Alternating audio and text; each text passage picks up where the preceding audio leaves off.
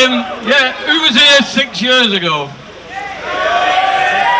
Because 6 years ago, a certain Mr. Jeremy Corbyn was elected leader of the Labour Party.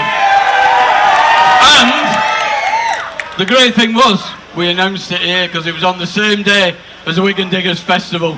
And so that was fantastic honour for that to happen. Well, I never expected that we would be introducing him actually on the stage. So, but we are going to do. So he's going to come up and say a few words, and I'm sure you'll make him welcome. I'll just check he's ready. Oh, I think we're good to go. Yes. So, after 6 years, he's come here. He's had a grassy groundswell of support like people from yourselves. So, will you please welcome to Wigan Diggers Festival, the Right Honourable Jeremy Corbyn.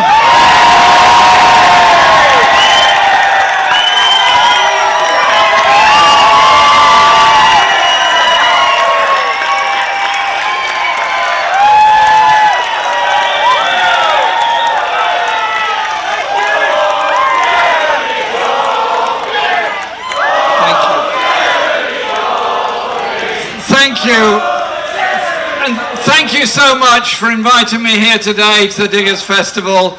The Diggers are an inspiration, and that inspiration inspires all of us in lots that we do.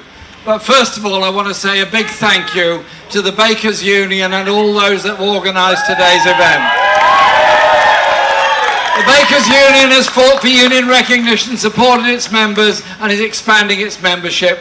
That surely has to be the right way to go. We campaign to get particularly young people into the trade union membership in order that we can defeat fire and rehire, we can defeat the attacks on wages and conditions that this government is now forcing upon all of us. We're not going to do it on our own, we're only ever going to be able to do it together. And this commemoration of Jared Winstanley and the Diggers is quite amazing, and I can't think of discussing what Winstanley went through and what he stood for and what he campaigned for without thinking of my great friend, the late great Tony Benn, who he and I often discussed the whole process of the English Civil War. And most of our children, if they ever hear anything about the English Civil War, only hear that there was an interregnum when there was a Commonwealth and then the King was back and all was well again. They don't discuss what really happened, the way in which Parliament was under attack by the King, parliamentary forces went to civil war and ultimately defeated the powers of royalty. But within that process, within that campaign by the parliamentary forces, was a huge debate. The debates in Putney Church between Cromwell and his forces and the forces of the Levellers, were led by John Lilburne, were very important. That was a debate about the nature of society and the nature of democracy and so much else. But Winstanley took it quite a few stages further, because the parliamentary forces were nervous about attacking land ownership, nervous about attacking the principle of monarchy, and frankly quite nervous about what would come afterwards. The Diggers, Winstanley and others, challenged the whole notion of land ownership, challenged the whole notion of property rights, and without being aware of the word, because it wasn't invented at the time, it hadn't been thought of, they were actually early socialists who wanted to ensure that the earth was genuinely a common treasury for all, not something to be exploited by the few. And so it is important that our young people in school and college and university understand the radical history of this country. It's not all about kings and queens and wars and empires and colonies. It's also about the struggles of ordinary people, extraordinary ordinary people, who brought about these fundamental changes, who later on went on to unite together in class struggle to form trade unions. And those trade unions and that struggle brought about ultimately free education, gave us the National Health Service, and gave us an awful lot of other things. But all those things are permanently under threat whilst we live in a society dominated by a wealthy minority and in the current government, a government determined to make the inequality even worse within our society. The COVID pandemic has created billionaires and paupers at the same time. It's given billions to Big Pharma, it's given billions to private medicine and many others, and it's left many more in stress and in poverty. And what we've got coming now is a reduction in public spending, is an increase in national insurance without creating a national care service, and an attack on wages and conditions through the disgusting thing known as fire and rehire. So what do? Do we sit back and do nothing about it, or do we unite together? Unite together as a labour movement, unite together as a labour movement to not just defend our National Health Service, but extend our National Health Service.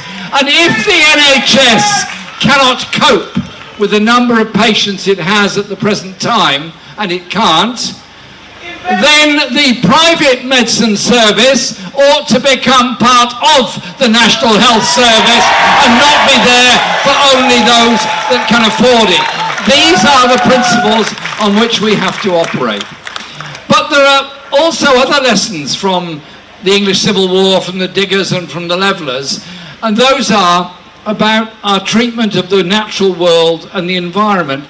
Even then, they were concerned about enclosure of common land, about the loss of livelihood of peasant farmers, those that lived from the common land and the loss of that land. The enclosure system got much worse in succeeding centuries.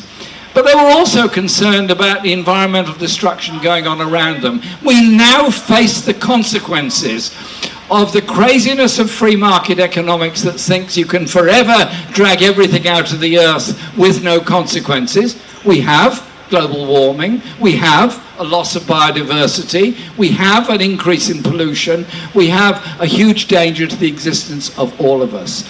And so it isn't going to be free market greenwash solutions. It's got to be investment for a green, sustainable economy and the creation of green, sustainable jobs to go with it, not the enrichment of the richest within our society.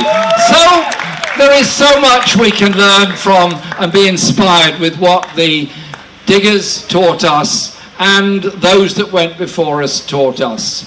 And in a world where, sadly, the rise of the far right and racism is on the march, we challenge racism by challenging the historical conflict that taught some people they are superior to others. That's how the slave trade was sustained.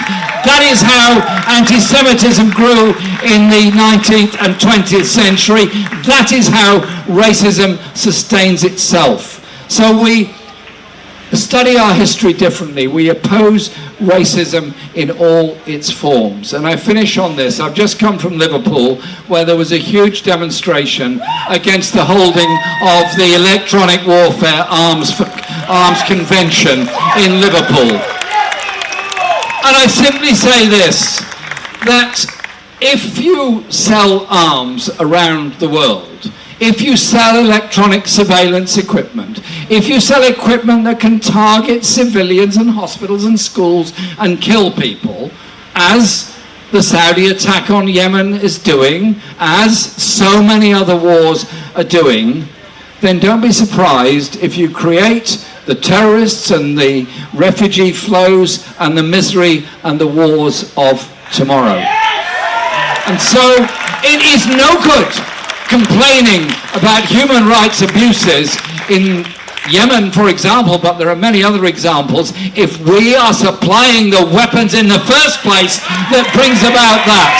So it is about controlling the arms trade, but it's also about thinking of the brilliance and skills that are there amongst so many people who are making things they possibly don't even want to make, but those skills could be doing so much more. Real security is peace, is a job, is health, is education, is clean water, is clean air, and it is hope for our children and the next generation. And so I spend my time supporting campaigns and campaigning and supporting community organising campaigns, because fundamentally political change comes about from what we do in our own communities to mobilise people and win social justice. That's what the Project for Justice and Peace, which we established last year, is achieving, and we're working on that all over. And to me, it's an absolute pleasure to be able to be here in Wigan at the Diggers Festival to thank you.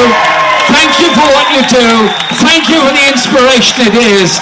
But above all, feel that strength, that unity of a crowd together of what we can achieve to bring about a better future for the next and future generations. Wigan, thank you.